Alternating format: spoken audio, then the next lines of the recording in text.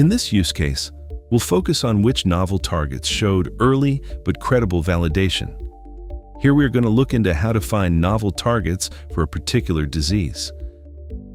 Let's say we search for atopic dermatitis and novel target or new targets. We see 671 publications, and let's focus first on the ones in 2025. So 89, I click the AI, I ask a question about the first 50 publication, so I select the first 50. I ask, what are emerging new targets and what is the validation so far? And we'll get our answer immediately. So here we see there's novel immune modulators, there's this pathway, the OX40, there's JAK inhibitors, and on. So they're emerging beyond the traditional Th2 cytokines. So we see novel targets emerging beyond the traditional ones. Novel immune modulators, cell barrier pathways, alarmins, DAMPs, and others, always with specific information, confirmed across this and that, with always the link to the source.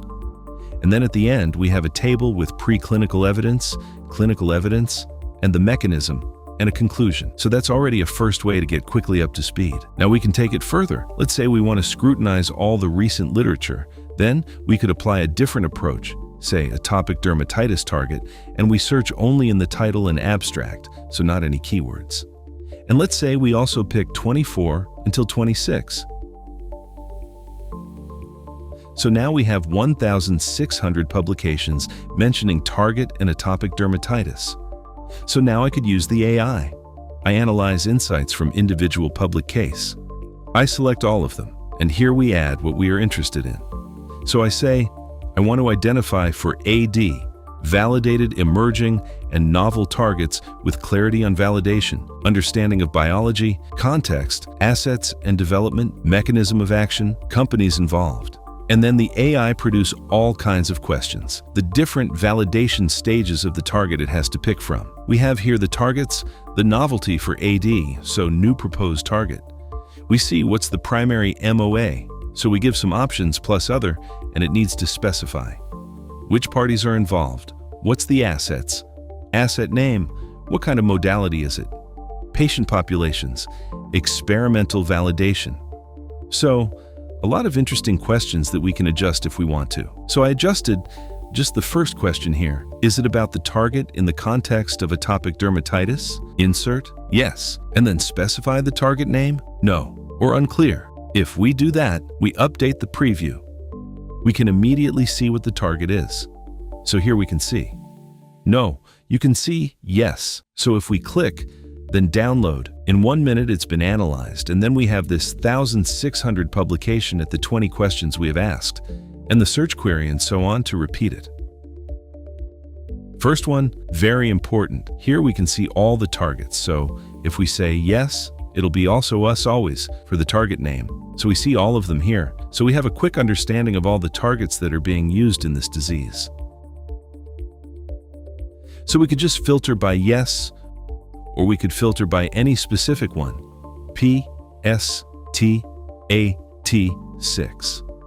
Then we have maybe one, it's preclinical, emerging early evidence, signaling pathway blockade. You see summary of the findings. So we see here specifically what was found, the pathway, targeting disrupts central signaling nodes, and see it's bioinformatics or MX, etc. So in just one click or a few clicks, we identified a potential new target. Or we can identify any targets being mentioned here. So then we can say, okay, I want to see if there's not like a clinically validated one, because then we might be too late. But let's say the emerging ones. So emerging early evidence, so let's pick those, and then we can see what's the validation stage. So then we could say anything related to preclinical. So any preclinical evidence of this target. So here we see then the validation or the biological relevance. So we immediately can analyze these 134 of the 1,600's preclinically validated emerging targets. We can see the targets and we can see the evidence here. We see the pathway, we can see the organizations that are involved. So I could say, who are the biotech companies or who are the pharma companies? I can quickly see them here and could filter by that.